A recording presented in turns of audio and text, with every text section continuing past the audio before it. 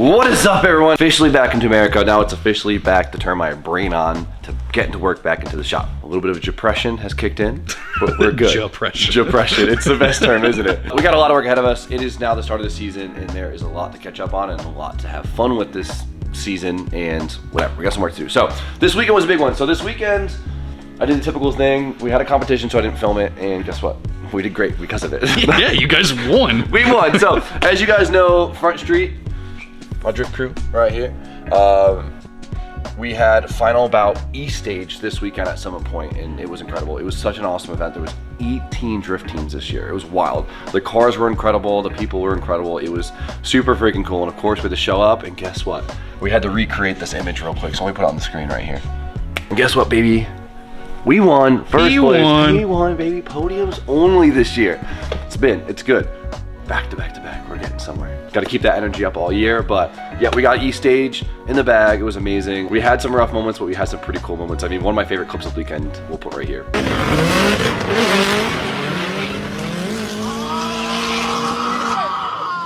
Just getting to drive like that with your boys and that setting is just incredible. So I just got to get a huge shout out to the boys at Final Bout for always putting on such amazing events and really keeping a really cool part of the scene alive and thriving. P1, Coop's good. No major damages. I think we kept it together pretty good. A few little bumps and bruises, but it's all right. It is what it is. But just got in last night. Now it's time to get to work. So today we have a big surprise. By the title of the video, as you guys know, new season, new car. All right, boys, so the car reveal ones are always a little bit tricky because I feel like I always feel this need to like justify some type of purchase, but you guys know we love a good deal reveal around. We can't pass up a good deal. No, we can't. No, I mean, things kind of fall into place, right? Because I've done this thing where a lot of my life was every car I bought, it was because it was just the right place, the right time, the right deal, the right justification, it all lines up, right? And then I've tried to do the thing where I was, okay, I'm doing a little better now. I could find the cars that I want to buy, and then it never works. Like the Supra fiasco. Yeah, that never happened. Haunted. And so I was like, screw this. Haunted. We're just gonna let it all fall into place. It's done good for us, right? So this car, I've actually had it since November, but I didn't actually want to touch it until, well, the season is upon us because this car doesn't need to be heavily touched. It's not that I want to make a build out of it. I just don't want to keep secrets from you guys. And now it's spring. It's beautiful out. Back from Japan. Everything's awesome. And now it's time to... It's driving season. It's driving season. And I bought a driver's car. You guys are going to see. The big thing is, you know, I've really turned into a dork the last few years here. I've gotten way too obsessed with these things. Good old Porsches. Worst car to ever fall in love with.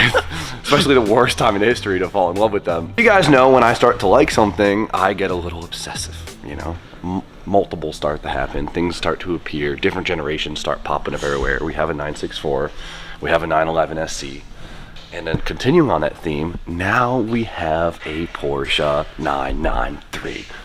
Boo! Woo! Just cue the beat roll.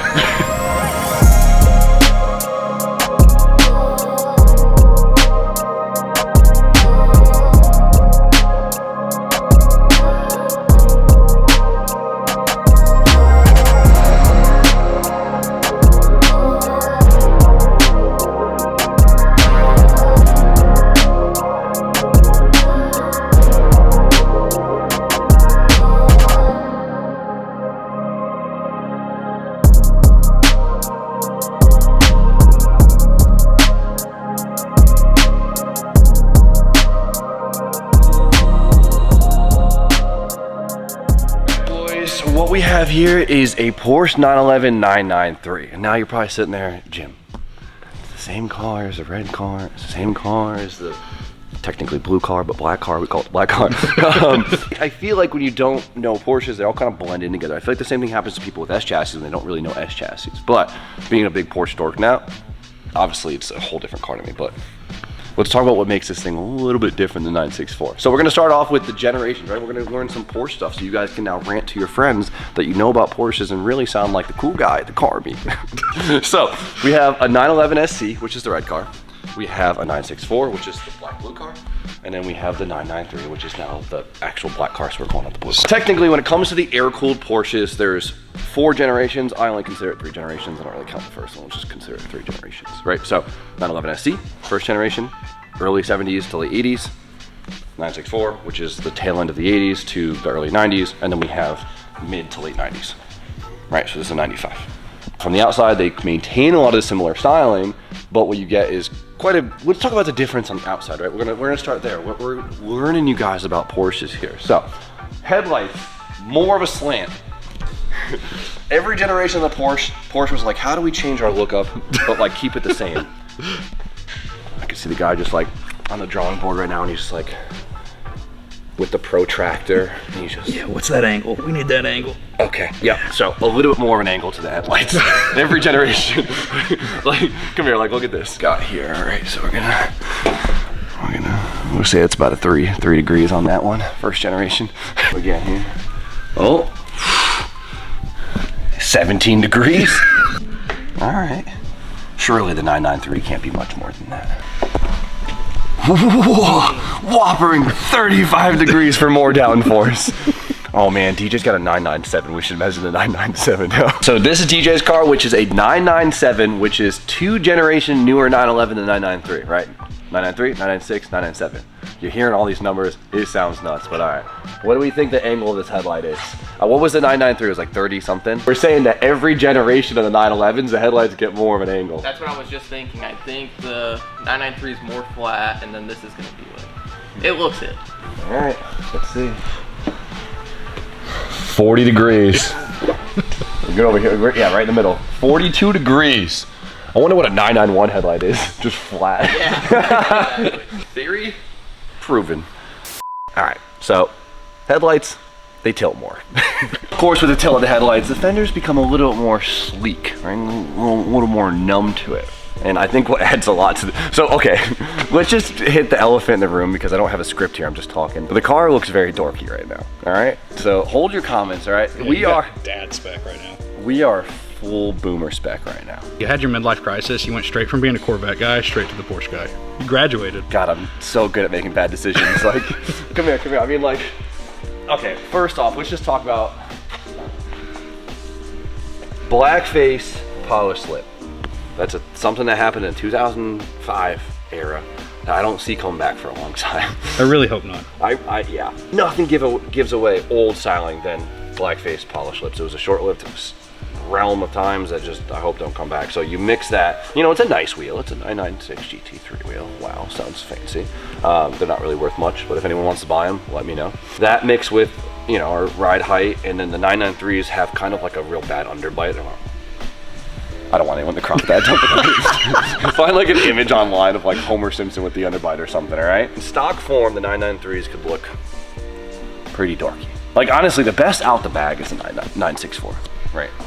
It's iconic. It's iconic. The 993, she's got a lot of potential. You guys got to bear with me on this one. But let's like come back and look at how boomer this car looks. That is white New Balance fitment right there. That's pocket protector energy. We should put you in that fit. Got me some nice slack. You got some blue jeans I could wear, don't you? Yeah, I got you. You got New Balances too. Yeah, give me those fucking thing. Like my blue jeans. Like a real soft button down. But just you wait, this car's gonna be so cool. So let's talk a little more Porsche to help you guys, you know, really learn these things. So you could see a Porsche roll into a car meet and be like, dude, do you see that 964, 993 in your Porsche? Wow, man, he really knows his shit, man. Oh, shouldn't mess with that guy. So the roof line doesn't really change. Like Porsche will say it changed, right? But if you line up all 3 generations of Porsches, the roof line, it looks fucking identical. But that's kind of the grace and the soul of the whole. That's what makes it a 911. That's what makes it a 911. That's the best way to put it. And I love that. Hell, even the hood. I skipped this. I'm too excited to talk about this car. The hood between the 1970s to the 1995, the hood is borderline identical. You could not tell. I don't think they fit on each other. They might even fit on each other. I don't know. But they're spot on. So whatever. The taillights. This is a big change. I love the rear end of the 993, especially like the 993 turbos. They look so fat because they have widened quarters and everything like that. But the taillights look a lot more modern. And the big thing that differentiates the taillights between the generations are, can you guess? The tilt. Yeah. The angle. I can see it right now. So let's measure. All right, boss, we got about a 2 degree angle on this. Oh, there we go. Yep, 2 degrees. All right. Okay. Oh, 23 3 degrees. What are we thinking, 37? You're good at degrees. Yeah, that's good. I like that. Yeah, it's about 37 degrees. That's sick. So, I mean, all you have to do if you want more tilt to your headlights and taillights, just spend a lot more money. That's the only difference. You hear that pop? That's a good pop. That's a good door open. All right, boys. So the interior, Porsche, surely you would have done something different, right? It looks pretty much the exact same. It's borderline identical to a 964, which isn't super far off from a 911 SC late model. So, but that's part of the charm. We love this interior. It's very That's what makes it a 911. That's what makes it a 911. That's why we love this. That's why when you turn 30 and you start losing your mind about getting old and rethinking everything you've done and wanting to miss all these opportunities, you buy a Porsche. I'm not old. This one's cool. This one's a full black interior, which I really like. The wide body car, it actually is blue interior, which I don't hate. It's kind of a vibe. You know, Porsche colored interiors is kind of a vibe. There's a lot of cars where if you got anything other than black, you're kind of like, oh boy, I gotta It's like getting the brown interior in S13. Yeah, you're like, like it's cool, but I gotta change this one day. Or like you get like a JZX, right? And it's a non-Torvy, it has tan interior, like, Yeah. this would be a lot cooler if it was black. But Porsches, the color interiors actually do hit. They actually usually make them worth more money. Like you get the red, everything red guts or blue guts. The 993 goes crazy, but keep it simple, black gut. It's clean, I like it. The fart count looks low, right? We can add to that. Yeah, even though these are not staying because we got some, you know, we gotta euthanize this car a little bit. That's not the word. Euthanize is a kid. That was crazy. That was great. We have to make this car younger. make this car younger. I got you. Yeah, that's a crazy term. Oh, my English is so good. Very similar to 964, but it's iconic, right? It's nice, it's in good condition. It could use a little bit of a polish, but we love it. Stock steering wheel, gotta go ASAP. This looks like a baby's diaper. Like, it looks like a Nissan Maxima steering wheel with a Porsche logo in it. Tack hasn't even been turned yet. No, we should rotate this. Probably shouldn't break that. You guys know in my 964, the tack is actually rotated. It's very, because the car was built in Japan, it's very Japanese mod of actually rotating the tack. So your eyes are purely on the high RPM moments. Yeah, the red line is supposed to be dead center. Exactly. So either the guy that owned that car in Japan was a poser, or he was Wang Gang as so we're gonna feel like we're gonna think the latter. We're gonna stick the last one, all right? So, but besides that, I mean, like really, it's so similar. But it's nice. I got the full black back seats, which were really good when I delete them to put a half cage in it. It's just iconic, right? You guys saw me do a whole video on my 964, and the best thing I could say is it's such a vibe. I mean, it's a nice. Oh, we get whoa, we get. Oh, we have airbags in this one. That's what's different. So wait, 964 didn't have airbags? Hell no. Love that. So the glove box in the 964 is like up here where the airbag is, and now the 993 is down here. Guys, I literally bought this car and I was like, I won't be able to enjoy this until the spring. So we put it in the corner and I haven't looked at it. So this is a big day for you. This is a big day for me. I'm excited. I've been trying to like, don't look at it, don't look at the 993. So. All right, we need some hood trunk struts. Put that on the list. So let's look at the drivetrain, right? So surely this drivetrain is very different from a 964. It's not too different. So well, maybe some more modern electronics and some more air boxes and stuff like that, but overall it's not too much different. Still a 3.6 liter flat six, very similar tech.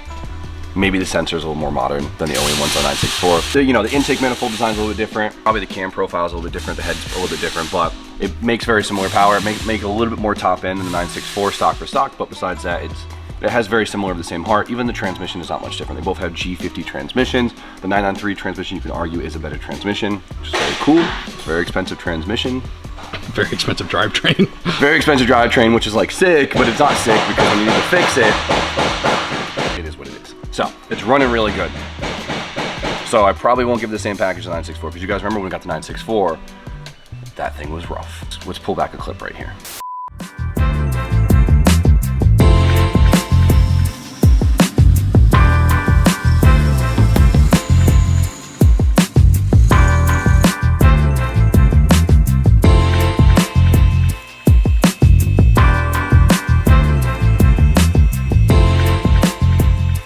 Again.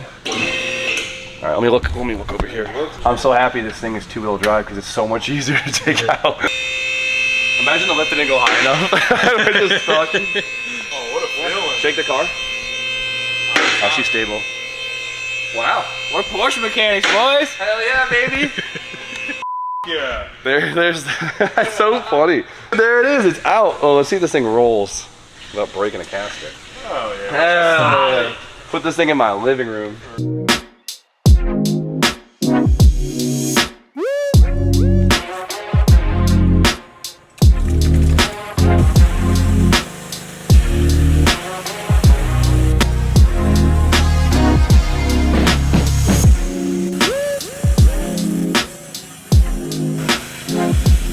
What these are basically a tray that wraps around the entire engine and creates, like, I'll call it like a floor pan or seal for the rear engine compartment.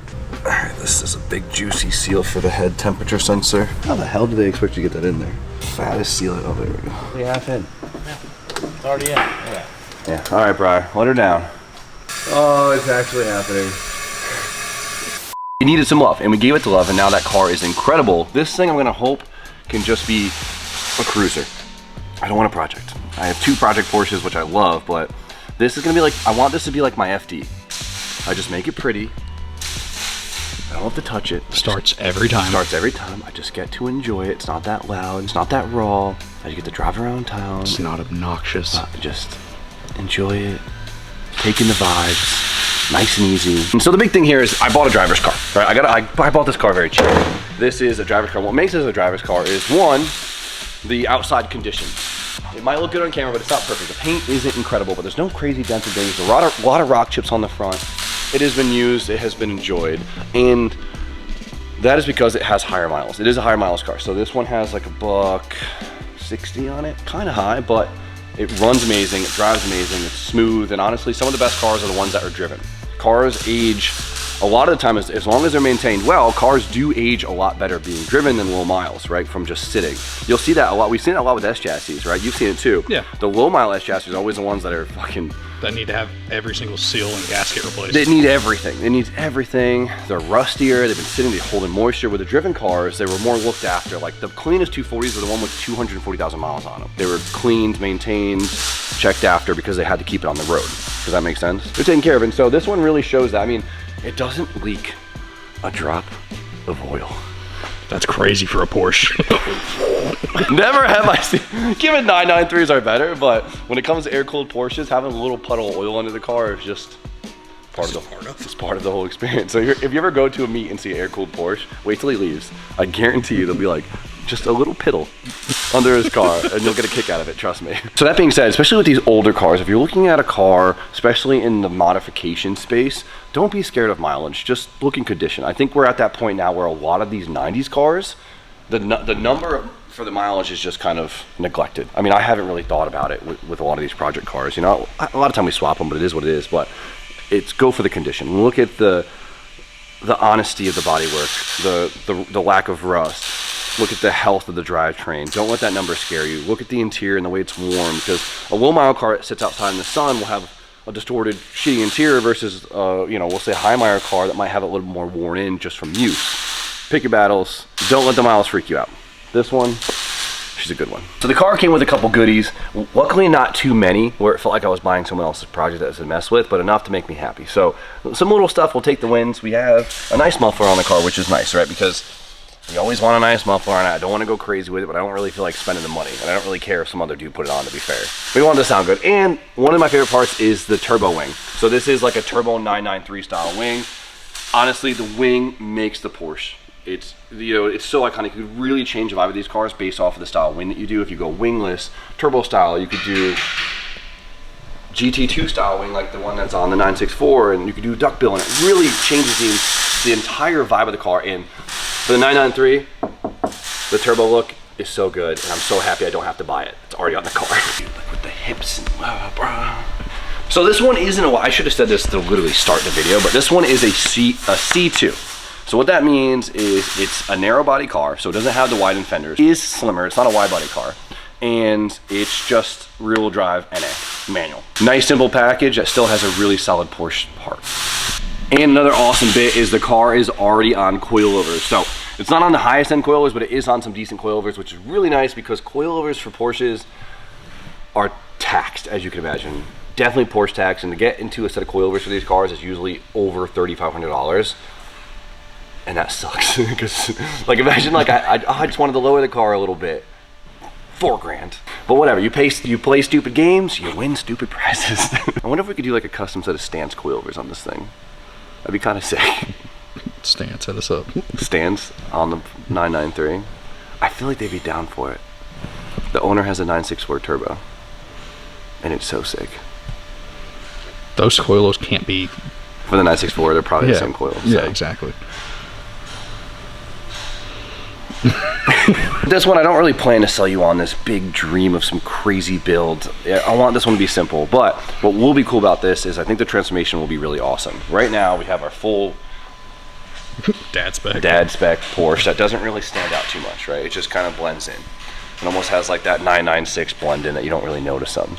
No disrespect to 996s, but I think we know what we're talking about. Everything I've ordered for has taken very long to come in. So it's just all about here. So we're gonna have, I think we'll have a very fast, very awesome transformation, which I think you guys will really be into. And it's gonna be really sick to kind of have each car have its own vibe. I don't wanna hear, oh, another car that's gonna sit around. I drove my Porsche you drove the shit out of that last year. Just because I don't make a video about it doesn't mean I'm not doing it. Remember that, boys. And either way, who doesn't want a Porsche sitting around in their garage? I bought this car kind of with half a dream and just an idea, right? It was one of those like, okay, it was a really good deal. It worked out really well. You know, I could kind of flip it and make some money and move on. But when I bought it, you know, you're sitting there and you're seeing one of your bucket list dream cars right in front of your face, and you're like, I can't actually afford this, but I'm gonna figure out how to make it happen, and I hope I do. And then it's been 4 months of like, I think we're good.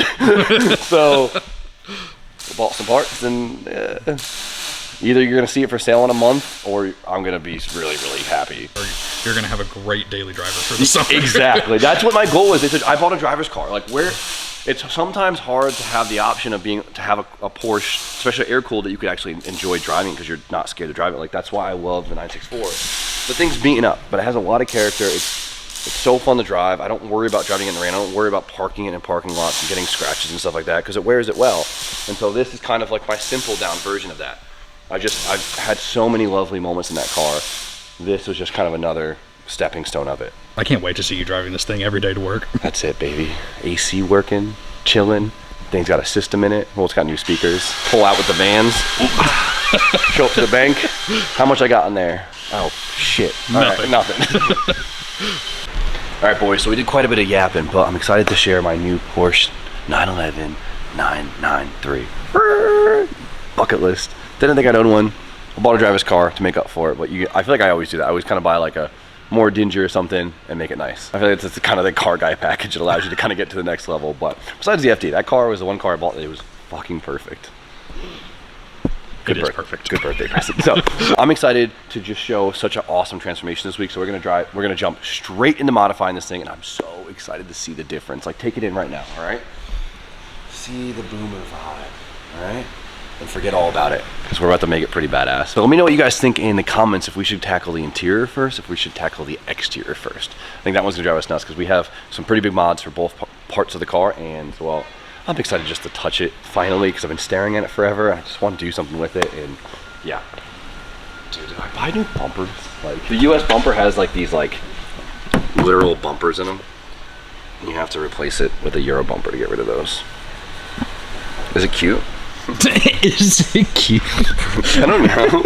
I love the little RS style little lip right here, but it doesn't seem big enough either. But then you see like the 993s with like the Gennards and stuff up the side that are like very track oriented, and I'm like, maybe first I was like, maybe we do like a low and pretty thing, but now like 993s carry the track look the best. The kit on the 964 is actually a 993 GT2 kit. That's why it looks kind of crazy, and it doesn't look like a lot of the wide body kits for the 964s, because it's actually meant for a 993. I mean, check it out, 993 GT2 right here. Is it the coolest looking car on the planet? I'm like, maybe we should cut this car up, and I was like, no, I got one of those. We're gonna chill. I mean, maybe. You're gonna look at that photo when you.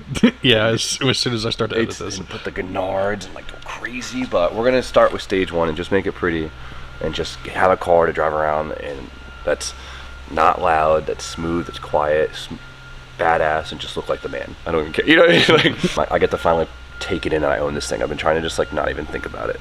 It's been hard, but okay. Stay excited, stay tuned, because I'm really pumped. But for now, guys, you know the deal. Like, comment, subscribe. Stay tuned for more content. We'll see you guys very shortly.